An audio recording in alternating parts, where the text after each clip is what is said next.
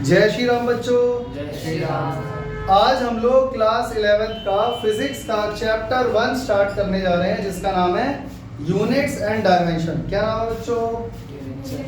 Units and dimension.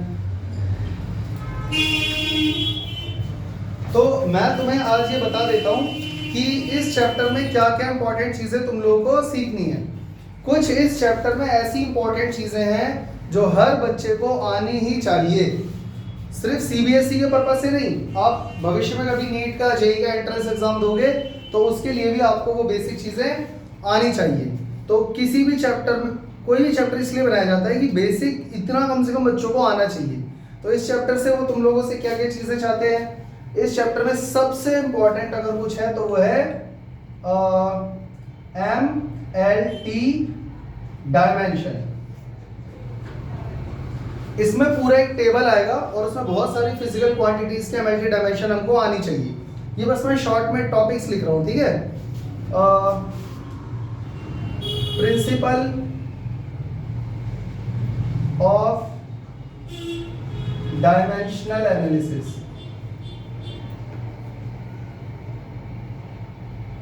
या homogeneity, ये आपको आना चाहिए। एरर्स, कॉम्बिनेशन ऑफ एरर्स, इसके अलावा छोटी मोटी चीजें जैसे कि फिजिकल क्वांटिटी आनी चाहिए। बेस यूनिट्स, फंडामेंटल यूनिट्स,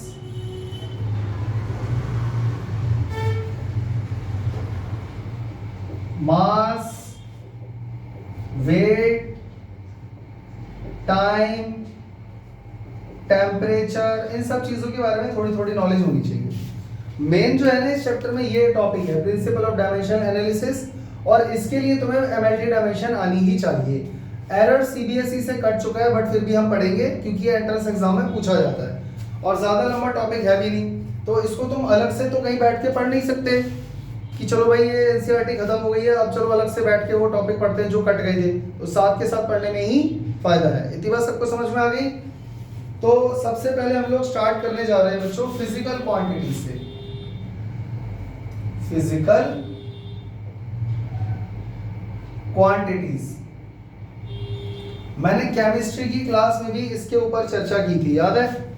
और मैंने उस टाइम ये भी बताया था कि बहुत सारे ऐसे टॉपिक्स हैं जो फिजिक्स में भी आएंगे, अब वो आ गए। तो फिजिकल क्वांटिटी क्या होता है, कोई बताएगा? फिजिकल क्वांटिटीज क्या होती हैं? दुनिया की हर वो क्वांटिटी जिसको आप मेजर कर सकते हैं, जिसको आप नाप सकते हैं, उसको हम क्या बोलते हैं? Physical quantities. यानी कि all those quantities that can be measured are called physical quantities। हर वो चीज जिसको नाप सकते हो ना वो फिजिकल क्वांटिटी है, ये समझ लो। जैसे अगर नहीं समझ में आ रहा तो एग्जांपल देख लो, जैसे लेंथ, जैसे मास, जैसे टाइम, जैसे टेम्परेचर, जैसे वेट, जैसे डेंसिटी, समझ में आ रहा है? जैसे कि फोर्स, जैसे कि स्पीड, जैसे कि वॉल्यूम एक्सेट्रा।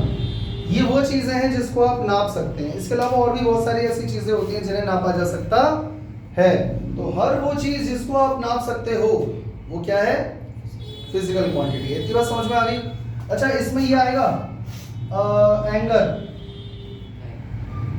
फिर लव, ये सब चीजें नहीं आती भाई। जो चीज आप नाप नहीं सकते ना वो चीजें इसमें नहीं काउंट होती हैं। तो फिजिकल क्वांटिटी मतलब फिजिक्स में जिसकी जरूरत पड़ने वाली है, जो आप नाप सकते हैं। तो इसके अंदर मैंने एक टर्म यूज किया है, all those quantities that can be measured. जिन्हें नापा जा सकता है। अगर कोई ये पूछे कि नापा जा सकता है मतलब नापना क्या होता है, व्हाट इज मेजरमेंट, अब मैं समझा तो ये रहा हूं जिन्हें नापा जा सकता है वो होती है फिजिकल क्वांटिटी। अब किसी को यही नहीं पता मेजरमेंट क्या होता है, नापना किसे कहते हैं, तब क्या होगा, तब तो फिजिकल क्वांटिटी कभी नहीं समझ पाएगा।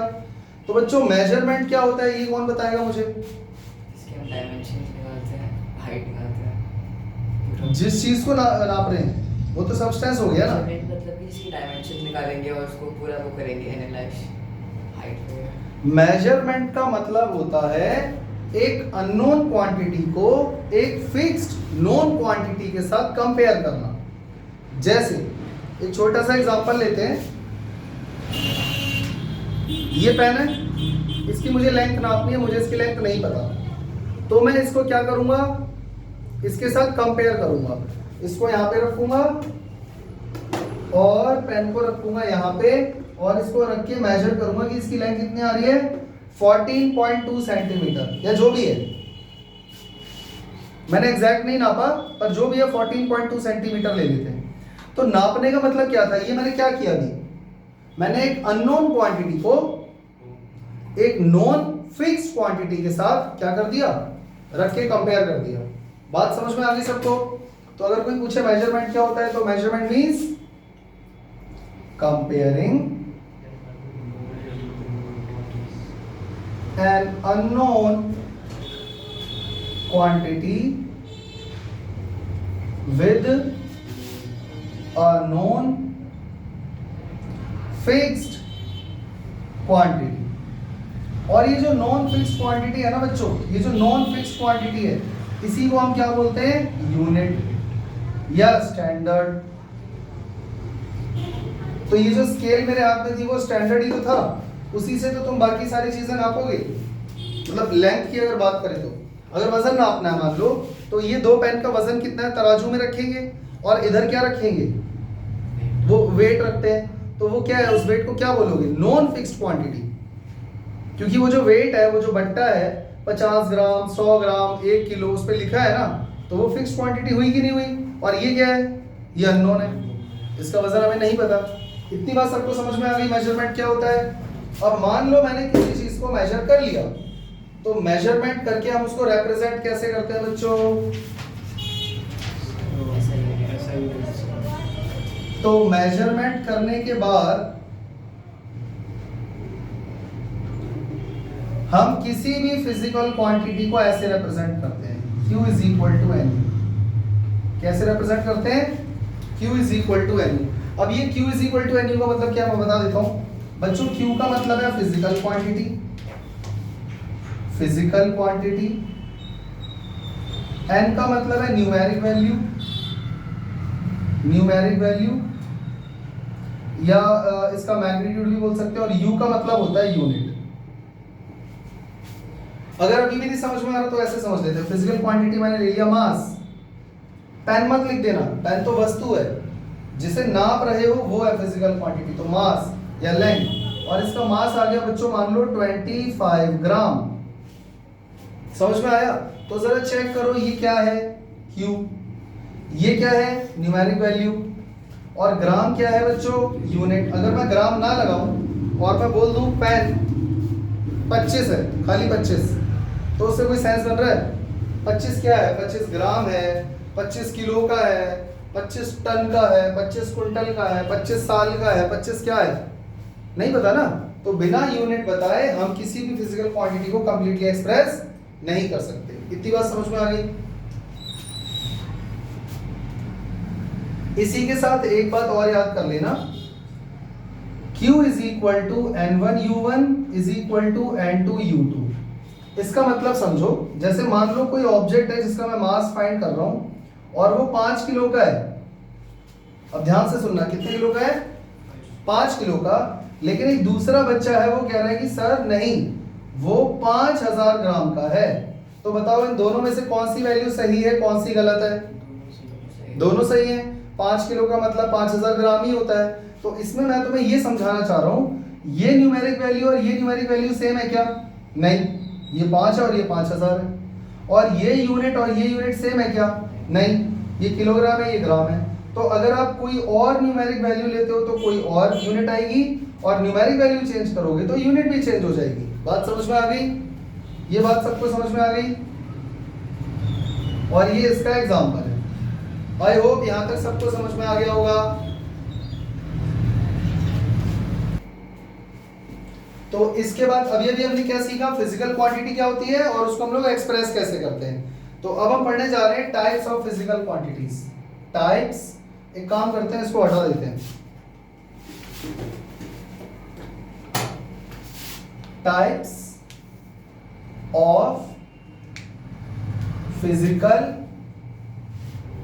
क्वांटिटीज। देखो फिजिक्स के जो अब आने वाले चैप्टर है ना, काइनेटिक्स, काइनेमेटिक्स, उन सब में ये चीजें बार बार रिपीट होंगी। तो ये चीजें अगर अभी यहीं क्लियर कर लोगे तो आसान रहेगा आगे, नहीं तो बार बार ये चीजें हर चैप्टर में पढ़नी पड़ेगी। ठीक है, तो कितने टाइप की फिजिकल क्वांटिटी होती है बच्चों? स्केलर क्वांटिटीज और वेक्टर क्वांटिटीज, मतलब वेक्टर फिजिकल क्वांटिटीज। कोई मुझे बताएगा स्केलर क्वांटिटी क्या होती है? ये वो फिजिकल क्वांटिटीज होती हैं जिनको एक्सप्रेस करने के लिए हमें किसी भी डायरेक्शन की रिक्वायरमेंट नहीं होती है, सिर्फ मैग्नीट्यूड चाहिए। और अगर आप जबरदस्ती डायरेक्शन लगाओगे तो आप बेवकूफ कहलाओगे। अभी एग्जांपल देता हूं, देखो ऑल दोस, ये तुम लोग चाहो तो ऐसे का ऐसे लिख लेना या फिर इसको साइड बाय साइड डेफिनेशन बना के लिख लेना, वो तुम्हारी मर्जी है। All those physical quantities, all those physical quantities that do not require direction but only magnitude is enough to express them completely are called scalar quantities। मतलब कि डायरेक्शन की रिक्वायरमेंट नहीं है, आप सिर्फ उसमें मैग्नीट्यूड बता दीजिए, उससे हम उसको पूरी तरह से नाप सकते हैं, समझ सकते हैं और समझा भी सकते हैं। ठीक है, जैसे एग्जांपल लेते हैं बच्चों, mass, volume, time, temperature, length, speed, ऐसे ही और भी बहुत सारी चीजें। मान लो किसी चीज का वजन नापा और वो चीज है 50 kg, तो क्या इसमें कभी डायरेक्शन देखा है? कभी किसी को देखा है ये बोरी कितने किलो की है? 50 किलो की, ईस्ट में, ऐसा सुना है? 50 kg बोलते हैं खाली। कोई पूछता है कि वॉल्यूम कितना होता है, तो मान लो मैंने बोला 10 मीटर क्यूब, इसमें डायरेक्शन की जरूरत ही नहीं है। टाइम कितना हो रहा है? 2 आवर्स हो गए, ये टाइम नहीं है, टाइम इंटरवल है। तो कभी सुना है घड़ी में कितने बज रहे हैं? घड़ी में 5 बज रहे हैं वेस्ट में, ऐसा सुना है कभी? जबरदस्ती डायरेक्शन लगाओगे तो फिर कैसा लगेगा? अजीब सा लगेगा, बेवकूफी लगेगी। टेम्परेचर 20 डिग्री सेल्सियस साउथ में, ऐसा होता है? नहीं होता ना। लेंथ 2 मीटर, स्पीड 40 मीटर पर सेकेंड, तो एक्सेट्रा। ऐसे बहुत सारे एग्जांपल हम यहाँ पे लिख सकते हैं। कितने बच्चों को ये बात समझ में आ गई? आ गई? और वेक्टर क्वांटिटीज क्या होती है बच्चों? इसका बिल्कुल उल्टा, यानी वो फिजिकल क्वांटिटीज जिनको कंप्लीटली एक्सप्रेस करने के लिए हमें मैग्नीट्यूड के साथ डायरेक्शन भी दिखाना पड़ता है, चाहिए। अगर हम डायरेक्शन नहीं लगाएंगे तो फिर वो फिजिकल क्वांटिटी अधूरी मानी जाएगी, वो पूरी नहीं मानी जाएगी।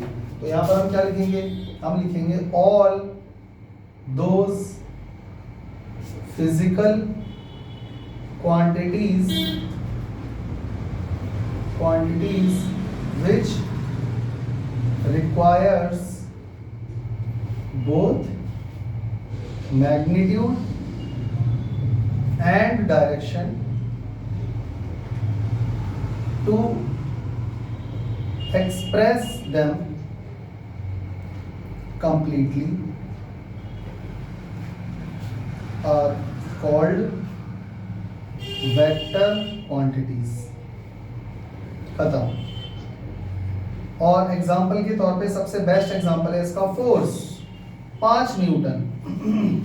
अब मैंने सिर्फ यहाँ मैग्नीट्यूड लिख दिया, डायरेक्शन नहीं बताई। अब मैं एक एग्जाम्पल लिख रहा हूँ, एक टेबल है और उस पर मैंने 5 न्यूटन का फोर्स लगा दिया। अब वो टेबल कहाँ जाएगी बताओ?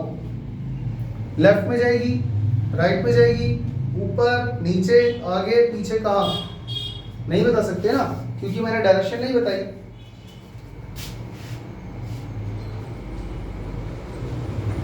अब मैंने डायरेक्शन बता दी, तो ये कंप्लीट एक्सप्रेशन हो गया कि जो है फोर्स, ये इसका इतना मैग्नीट्यूड है और इस दिशा में फोर्स लग रहा है। समझ गए?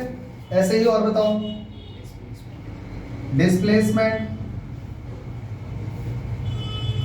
2 मीटर साउथ ईस्ट, वेलोसिटी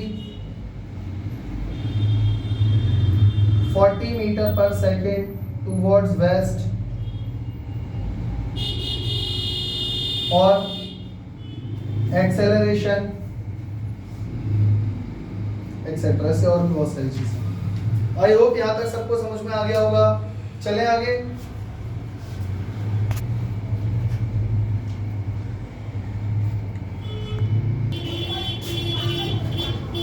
तो अब हम बात करने जा रहे हैं बच्चों यूनिट्स की, कि यूनिट क्या होता है। अभी अभी मैंने तुम्हें थोड़ी देर पहले बताया था कि जैसे मान लो ये स्केल है और इसके ऊपर कैलिब्रेशन है, मार्किंग है, सेंटीमीटर्स में भी है और इंचेस में भी है, ठीक है। तो इसको हम लोग क्या बोलते हैं? Fixed known quantity. और इसी की मदद से हम अननोन क्वांटिटी को कंपेयर करते हैं और मेजर करते हैं। तो स्केल को आप क्या कहेंगे? यूनिट। तो एनी नॉन, बहुत गंदी राइटिंग है, एनी नॉन फिक्स्ड क्वांटिटी और a standard by which physical quantity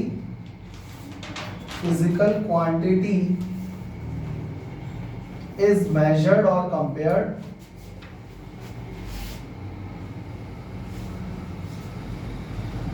is called a unit।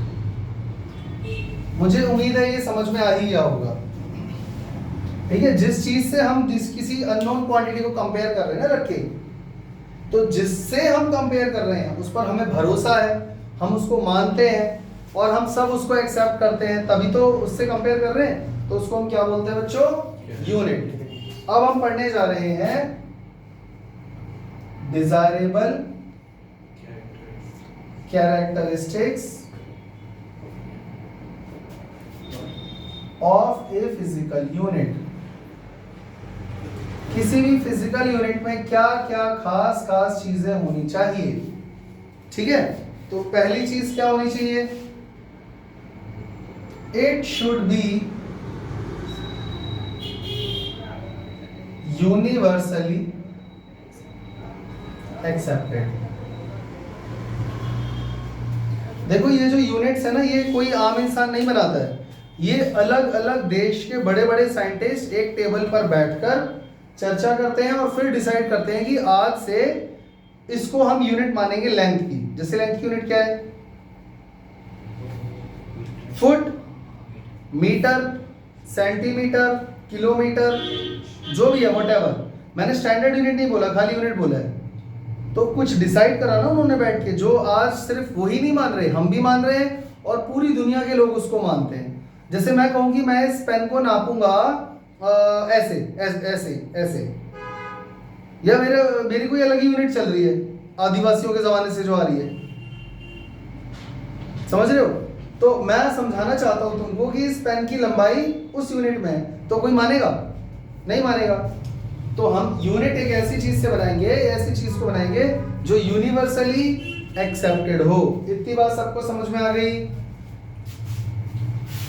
नहीं तो लोगों में लड़ाई हो जाएगी आपस में। वो कहेगा नहीं मैं तो फुट में नापूंगा, वो कहेगा मैं इंचेस में नापूंगा, वो कहेगा नहीं सेंटीमीटर में नाप के दो, है ना।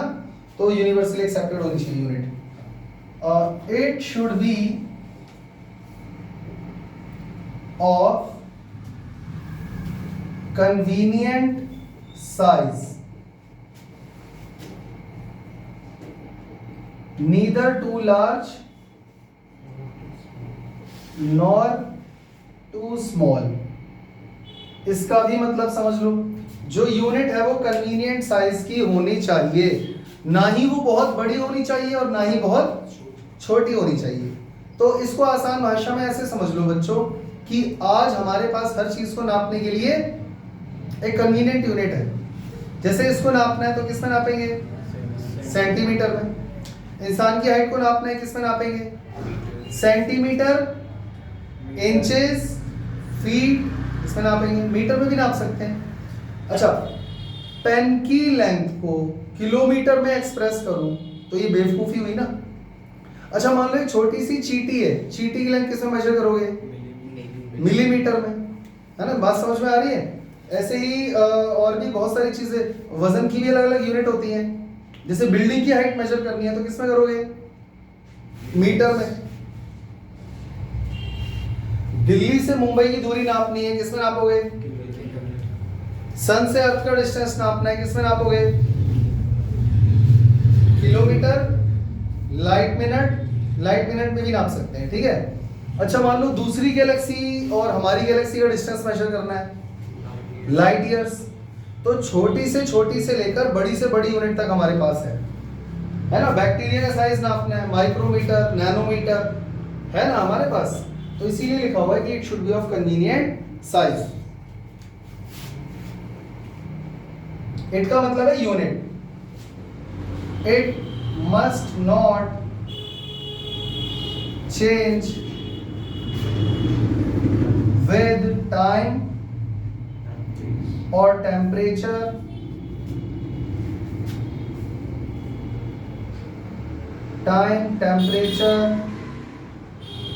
place, etc। इसका मतलब ये है कि जो यूनिट है वो वक्त के साथ, समय के साथ, टेम्परेचर के साथ, जगह के साथ बदलनी नहीं चाहिए।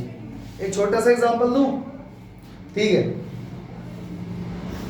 बच्चों। मान लो ये स्केल प्लास्टिक की है, ये स्केल 2 मिनट के लिए मान लो कि ये प्लास्टिक की है, और एक चैम्बर है बहुत बड़ा और वो बहुत गर्म है, गर्म चैम्बर है, और उस चैम्बर के अंदर मैंने ये पेन डाल दिया और मैंने तुमसे कहा कि इस चैम्बर के अंदर जाके मुझे इस पेन की लेंथ नाप के बताओ। तो तुम ये स्केल लेकर गए प्लास्टिक वाला और उस गर्म चैम्बर के अंदर जाकर तुमने पेन की लेंथ मेजर करी। ध्यान से सुनना। तो जब हम बाहर थे तो पेन की लेंथ आ रही थी 5 सेंटीमीटर, ठीक है। लेकिन जब हम चैम्बर के अंदर जाएंगे तो बच्चों मुझे एक बात बताओ, कोई भी चीज जब गर्म होती है तो एक्सपैंड होती है। ये पेन उस गर्म चैम्बर में जाएगा तो कैसा हो जाएगा? एक्सपैंड। तो इसकी लेंथ कितनी आएगी? थोड़ी ज्यादा आएगी ना इससे। कितनी आएगी बताओ? 5.3 मान लेते हैं, पर बच्चों ऐसा नहीं है, तब भी 5 सेंटीमीटर ही आ रहा है। ऐसा क्यों हुआ? चैम्बर गर्म है ना, चैम्बर के अंदर पेन गया, एक्सपैंड हो गया, इसकी लेंथ बढ़नी चाहिए, पर बढ़ी क्यों नहीं बढ़ी? 5 सेंटीमीटर क्यों आ रही है? क्योंकि वो जो स्केल है वो भी प्लास्टिक का है, वो भी अंदर गया, वो भी एक्सपैंड हो गया, तो दोनों की लेंथ सेम रेट से बढ़ गई। तो अब ये उस पर अभी भी 5 सेंटीमीटर ही दिखा रहा है, बट एक्चुअली पेन की लेंथ एक्चुअल में बढ़ चुकी है, पर वो नाप नहीं पा रहा। तो यूनिट में खराबी आ गई ना, किसकी वजह से? तो ऐसी दिक्कतें नहीं होनी चाहिए। बात समझ में आ गई? ये वाला पॉइंट समझ में आ गया सबको? और बताओ number 4, it should be well defined. It should be well defined. इसका मतलब ये होता है कि जैसे मान लो वो साइंटिस्ट लोगों ने बैठ के एक जगह चर्चा करी, कुछ मैथमेटिकल टूल्स फॉर्मूले यूज करके उसने डिफाइन कर दिया। जैसे मानते हैं आज लेंथ की यूनिट है 1 मीटर, तो 1 मीटर कैसे डिफाइन किया गया? किसको 1 मीटर बोल रहे हो? बताओगे तो ना दुनिया को। तो उसको डिफाइन किया गया होगा कि नहीं? तो जितनी भी यूनिट्स हैं उन सबको अच्छे तरीके से डिफाइन किया गया है, और वो डिफिनेशन चेंज वक्त के साथ नहीं हो सकती। ठीक है, समझ में आ रहा है? तो ये सभी वेल डिफाइंड यूनिट्स हैं, बिना डिफाइन किए नहीं होगा ना। जैसे राजा के ज़माने में अगर हम जाएं तो मान लो वजन नापने के लिए हमारे पास कोई यूनिट नहीं है, तो राजा जो बोलेगा वही आज से मान लिया जाएगा। बात समझ में आ रही है? तो राजा तो कोई भी अच्छा सा सामान उठा के बोलेगा जो इसका वजन है, आज से उसी को यूनिट मान लेते हैं, और उसने कोई डेफिनेशन तो दी नहीं। समझ में आ रहा है? लेकिन आजकल ऐसा नहीं है। अभी हम जो मास की यूनिट ले रहे हैं वो 1 kg है, kg है ना, तो 1 kg को डिफाइन कैसे करोगे? किस चीज को उन्होंने 1 kg मान लिया? तो मैं तुम्हें शॉर्ट में बता देता हूँ। उन्होंने प्लैटिनम और इरिडियम का एक अलॉय बनाया, कुछ इतना बड़ा अलॉय बना, और उस अलॉय का जो भी वजन है उसने उसको क्या नाम दे दिया? 1 kg। और उसी को पूरी दुनिया में सर्कुलेट कर दिया कि भाई दुनिया में सब जगह इसके हिसाब से वेट बना लो, बट्टे बना लो, और सब उसी से वजन नाप रहे हैं। समझ में आ गया? सबको समझ में आ गया? ठीक है। It should not change with time, ये तो हो गया ना। It should be easily reproducible। इसका मतलब भी समझा देता हूं बच्चों। पहले मुझे बताओ 1 मीटर क्यूब को सेंटीमीटर क्यूब में कन्वर्ट कर लोगे? हाँ, 1 2 3 4 5 6। अगर मैं कहूँ 1 किलोमीटर को mm में कन्वर्ट कर दो तो कितना आ जाएगा? 1 2 3 4 5। अगर मैं कहूँ 1 kg को ग्राम्स में कन्वर्ट करो तो 1000 ग्राम आ जाएगा। अगर मैं कहूँ कि 1 kg को हेक्टोग्राम में कन्वर्ट करो तो कितना आ जाएगा? 10। तो क्या हम यूनिट्स को एक दूसरे में कन्वर्ट कर सकते हैं? क्या ये इजीली रिप्रोड्यूसिबल हैं? हाँ। तो वो यही समझा रहा है कि जितनी भी यूनिट्स हैं वो इजीली रिप्रोड्यूसिबल होनी चाहिए, और तुम्हें ये करना भी आना चाहिए। ठीक है। इसके बाद नंबर 6,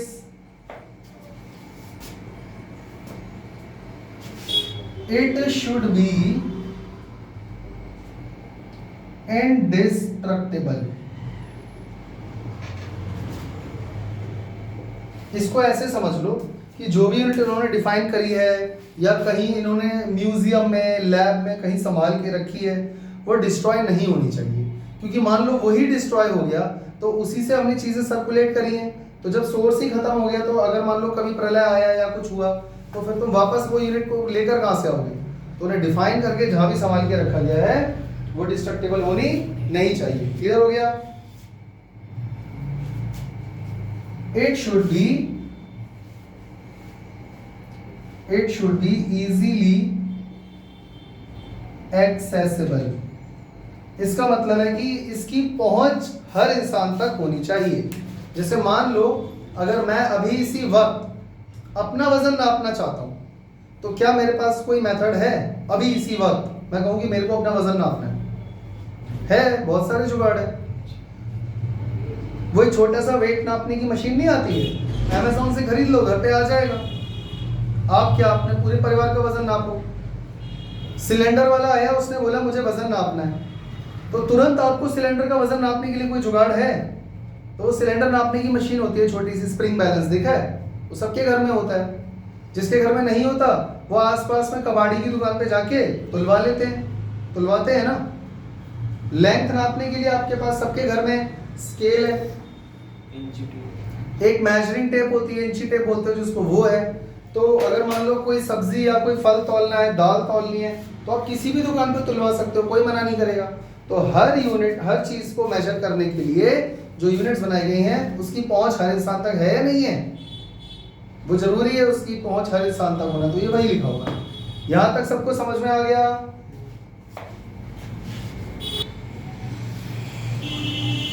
तो बच्चों इसके अलावा कुछ commonly used system of units होते हैं। Commonly used system of units होते हैं।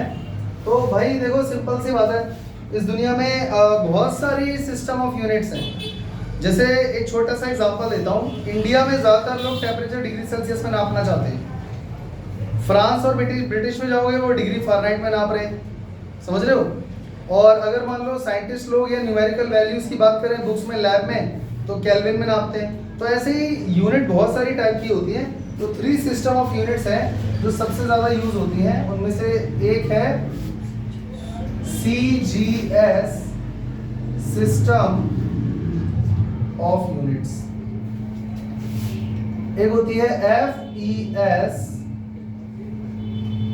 सिस्टम ऑफ यूनिट्स, और एक होता है